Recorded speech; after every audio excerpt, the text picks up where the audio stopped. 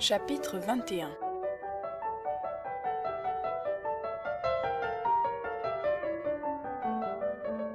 Les Palmer repartirent le jour suivant, et la famille de Barton Park et celle de Barton Chaumière restèrent seules chacune chez soi, à la grande satisfaction de la dernière. Mais ce ne fut pas pour longtemps. Ces dames avaient à peine eu celui d'oublier la joyeuse madame Palmer et son rude amour, et de réfléchir à la différence d'humeur de ce couple, ce qui ne se trouve au reste que trop souvent dans le mariage, que Sir George et madame Jennings leur procurèrent matière à d'autres observations. Il leur était impossible de ne pas chercher une société nouvelle, et pour se désennuyer dans leur solitude, ils firent un matin une excursion à Exeter. Ils rencontrèrent là, par hasard, deux parentes éloignées de madame Jennings, mais ce fut assez pour que Sir George les invitât tout de suite à venir passer quelque temps au parc. Extrêmement flattées d'être appelées cousines par un baronnet et de faire la connaissance de leur illustre parente, Lady Middleton, elles n'eurent rien de plus pressé que d'accepter l'invitation pour le lendemain et de laisser les amis obscurs chez qui elles logeaient. Lady Middleton fut au désespoir, au retour de son mari, d'apprendre qu'elle allait avoir chez elle, à sa table, dans son élégant salon, deux provinciales qu'elle ne connaissait point, qui sans doute seraient gauches, mal mises, et qui auraient mauvaise tournure. En vain son mari et sa mère la rassurèrent, et lui disaient que mesdemoiselles Steele étaient deux charmantes personnes. Elle se défiait de leur goût, et tremblait de les voir arriver.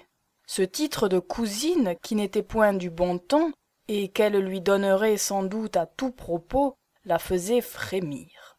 Mais qu'y faire? Elles étaient invitées, elles avaient accepté, il fallait bien les recevoir. Lady Middleton s'y résigna. Elle connaissait trop bien l'usage pour manquer à la politesse, mais elle se promit seulement d'y joindre toute la dignité et la froideur convenables. Elle fut d'ailleurs un peu consolée en apprenant que mesdemoiselles Steele étaient jeunes encore et qu'on pouvait au moins les faire danser et les lier avec mesdemoiselles Dashwood, qui ne lui plaisaient pas infiniment. Elles arrivèrent, et Lady Middleton en fut beaucoup plus contente qu'elle ne se l'était imaginé. Leur toilette n'était pas trop éloignée de la mode, leur abord fut très poli, sans trop d'empressement, et le terrible mot de cousine ne sortit pas de leur bouche. En échange, celui de milady fut souvent répété, avec des extases sans fin sur le goût de ses appartements, sur la beauté des meubles. Quand se vint au tour des enfants, ce fut un enchantement dont on ne peut se faire l'idée. Jamais elle n'avait vu d'aussi charmantes petites créatures, c'étaient vraiment de petits anges. Enfin, le hasard les servit si bien pour prendre Lady Middleton par ses faibles, qu'avant 1 heure elle avait fait réparation entière aux protégés de sa mère et de son mari, à qui elle déclara que c'étaient les deux plus charmantes jeunes filles qu'il y eût au monde, et les remercia de les avoir invitées. L'éloge et l'hyperbole étaient si rares dans sa bouche, que Sir George en fut aussi fier que si cela lui regardait lui-même, et que, pressé de faire parade de ses aimables cousines et de son discernement, il partit à l'instant pour la chaumière. Il fallait, toute affaire cessante, apprendre à mesdemoiselles Dashwood l'arrivée des deux plus charmantes filles qu'il y eût au monde. Dans sa joie de l'approbation de sa femme, il menait ses parentes même avant les siennes propres. Elinor sourit à cet éloge qui allait toujours en croissant. « Venez, venez, disait-il, il faut que vous veniez tout de suite. Vous serez enchantés, ravis. Elles ont gagné le cœur de Lady Middleton au premier moment. Ce sera de même avec vous, vous verrez. Lucie, la cadette, qui est très belle, est aussi gaie qu'agréable. Mes enfants sont déjà autour d'elle comme autour de leur maman. Elles ont rempli leur voiture de joujoux et de bonbons. N'est-ce pas une charmante attention? Elles languissent de vous voir, et vous êtes proches parentes. Elles sont les cousines de ma femme, et vous les miennes. On leur a dit à Exeter que vous étiez aussi les plus belles personnes du monde. Je le leur ai confirmé, et j'ai dit bien d'autres choses encore, en sorte qu'elles meurent d'impatience de se lier avec vous. Vous riez, Elinor. Oui, Sir George, j'admire le hasard étonnant qui rassemble à Barton les 5 plus belles personnes de l'univers. Eh bien, vous verrez si je mens, et si ce n'est pas comme je vous le dis. Venez donc, vous regretterez ensuite tous les moments où vous n'aurez pas été ensemble. Tout ce qu'il put obtenir, ce fut la promesse d'aller le lendemain faire visite aux nouvelles venues. Il s'en alla surpris de cette indifférence. Tout autre que lui aurait soupçonné qu'elle avait pour motif la rivalité de perfection, mais Sir George n'imaginait jamais le mal et n'en eut pas l'idée. De retour chez lui, il vanta ses cousines aux demoiselles Steels avec le même feu, en sorte que chacune d'elles devait s'attendre à voir des êtres parfaits.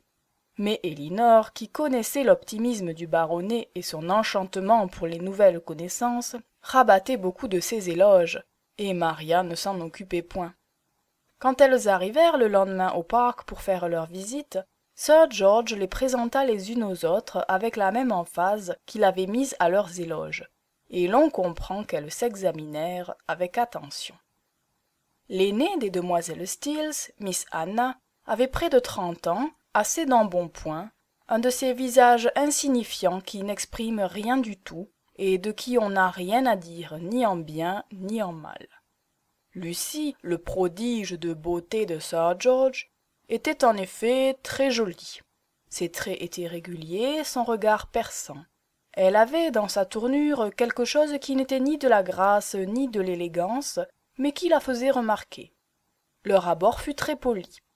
Avec Lady Middleton, c'était plus que de la politesse.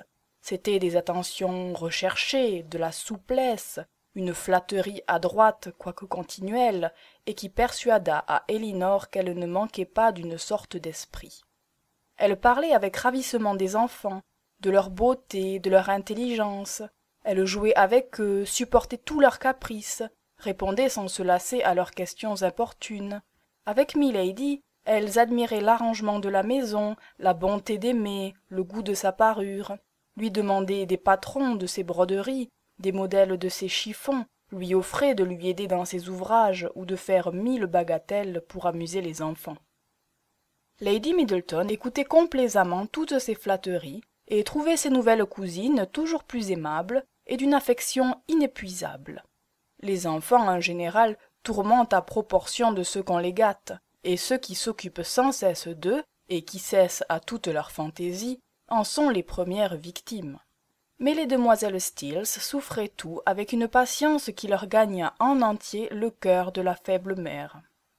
Les rubans de leur ceinture dénoués, leurs cheveux défaits, leurs boucles d'oreilles tordues, leurs bracelets décrochés, toutes leurs bagues tirées de leurs doigts et roulant sur le plancher, leurs corbeilles d'ouvrage renversées, leurs ciseaux perdus, tout cela était charmant.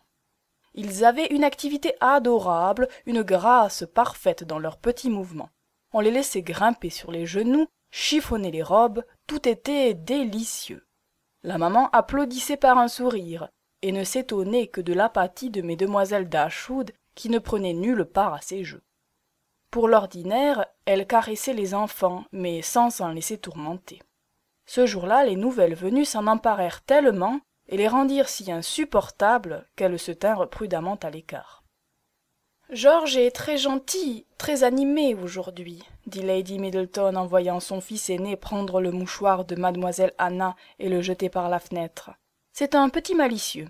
William sera votre petit amoureux, Miss Lucy, je vois cela. » L'enfant lui pinçait le bras à lui faire un noir. Il eut un baiser pour récompense de la souffrante Lucie. « Et ma chère petite Célina, dit cette dernière en prenant sur ses genoux une petite fille de 3 ans, l'idole de sa mère, et par conséquent la plus méchante. Elle resta par hasard sans bouger pendant 2 minutes. Charmante enfant! Est-elle toujours si douce, si tranquille? C'est un modèle de sagesse. Malheureusement, en l'embrassant, une des épingles de Lucie toucha le cou de la petite, et ce modèle de sagesse fit de tels cris et donna des coups si violents de sa petite main sur celle de Lucie qu'elle fut obligée de la mettre à terre, mais elle s'y mit aussi à côté d'elle et la couvrait de baisers en jetant la coupable épingle et en demandant 1000 et 1000 pardons à l'enfant et à sa mère qui avaient couru chercher de l'eau et qui bassinaient la plaie qu'à peine on pouvait voir pendant que Lucie, toujours à genoux, donnait à la petite des morceaux de sucre l'un après l'autre. Mais l'enfant, voyant ce que lui procuraient ces cris, n'avait garde de se taire. Au contraire, elle les redoublait et battait tout le monde avec un de ses petits poings fermés. L'autre était plein de morceaux de sucre. Ses frères voulurent lui en prendre. Ils eurent chacun un bon coup de pied. Enfin, rien ne pouvant l'apaiser, sa mère se rappela que sa chère petite Célina, qui souffrait sûrement beaucoup, aimait passionnément la marmelade d'abricot. Et l'enfant, à ce mot, ayant cessé ses cris une seconde, elle lui en promit et l'emporta pour lui donner de cet excellent remède. Ses frères, qui espéraient en avoir leur part, la suivirent, quoique leur mère leur ordonna de rester. Et pour quelques moments, les jeunes dames furent tranquilles. « Charmante petite créature, dit Miss Anna, cet accident aurait pu être affreux. »« Je ne crois pas qu'il y ait danger de mort, dit Maria en souriant ironiquement. Elle en reviendra. »« Je ne me consolerai jamais d'avoir été la cause de cet accident, dit Lucie. Une enfant si aimable, et que sa mère aime si passionnément. Quelle femme enchanteresse que Lady Middleton, si belle, si élégante et si sensible. Ne le trouvez-vous pas, mademoiselle ? Maria garda le silence. Il lui était impossible de dire ce qu'elle ne pensait pas. Elinor, toujours prête à réparer ses impolitesses, loua les grâces et l'air noble de Lady Middleton. « Et Sir George, dit l'aîné, quel homme aimable, je le crois plein d'esprit, du moins il en annonce beaucoup. »« C'est le meilleur des hommes, dit Elinor, toujours de bonne humeur, excellent mari, bon père, bon ami. » Et quelle charmante petite famille! Je n'ai jamais vu de plus beaux enfants. On comprend facilement l'excessive tendresse de leur mère pour ces angéliques petites créatures. On pourrait peut-être les trouver un peu gâtés, un peu turbulents, mais j'aime les enfants pleins de vie et de feu. Je ne les puis supporter timides et tranquilles. Aussi j'adore ceux-ci. C'est ce qu'il m'a paru, dit Elinor, et je vous trouve heureuse d'avoir ce goût à Barton. On se tut sur ce sujet.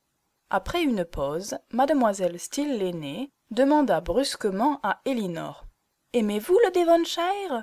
Je suppose que vous avez bien regretté Sussex. » Un peu surprise de la familiarité de cette question, Elinor répondit seulement « Oui, mademoiselle. »« Je comprends cela. Norland est une magnifique habitation, et passer de là dans une chaumière, c'est assez triste. » Une chaumière telle que celle où notre parent Sir George Middleton a bien voulu nous placer ne donne lieu à aucun regret, dit vivement Maria. Lucie lança à sa sœur un regard terrassant et se hâta de dire que dans tout ce que Sir George et Milady arrangeaient, on reconnaissait leur goût, mais qu'ils avaient dit que Norland était une des plus belles campagnes de l'Angleterre. « Elle est très belle, en effet, dit Elinor, mais je crois qu'il y en a de plus belles encore, et il n'y a que peu ou point de chaumières comme la nôtre. »« Mais pourquoi lui donner ce nom ?» dit Miss Anna. « Cela présente une idée ?»« Ne voyez-vous pas, ma sœur, dit Lucie, que c'est un nom de fantaisie, un nom romanesque ?» Anna se tut humblement, puis elle reprit bientôt ainsi. « Aviez-vous des élégants à Sussex ? Je suppose qu'ici ils sont assez rares, et quant à moi, je trouve que rien n'embellit plus un séjour que d'y avoir beaucoup d'élégants. Cela anime la vie, ne le trouvez-vous pas aussi ?» Encore un regard de Lucie fit baisser les yeux à sa sœur. « Qu'est-ce que vous voulez dire, Anna ? Et sur quoi pensez-vous qu'il n'y ait pas de jeunes gens très bien à tout égard en Devonshire comme à Sussex ?»« Je sais bien, Lucie, qu'il y a de très jolis garçons à Exeter, dit Anna, mais ils ne sont pas reçus ici. Et je craignais que les demoiselles d'Ashwood ne s'ennuyassent à Barton si elles n'en voient point. C'est pourquoi je leur demandais si elles en voyaient beaucoup à Norland. Je voudrais par exemple qu'elles pussent rencontrer M. Rose d'Exeter, le clerc de M. Simpson. Vous savez bien, Lucie, c'est un beau jeune homme celui-là, et tout à fait élégant. Je pense que si votre frère vous ressemble, il devait être charmant avant d'être marié, et il était si riche. C'était un merveilleux, n'est-ce pas, un véritable élégant. J'aurais bien voulu le rencontrer. »« Je ne puis en vérité vous répondre là-dessus, dit Elinor. Je ne comprends pas parfaitement ce que vous entendez par un merveilleux. Tout ce que je puis vous dire, c'est que si mon frère en était un avant son mariage, il l'est encore. car il n'a pas du tout changé.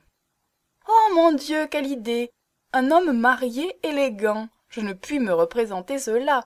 Les hommes mariés me sont à moi-même très indifférents. » « Mais Anna, lui dit sa sœur, n'avez-vous rien d'autre chose à dire que de parler des jeunes gens et des élégants?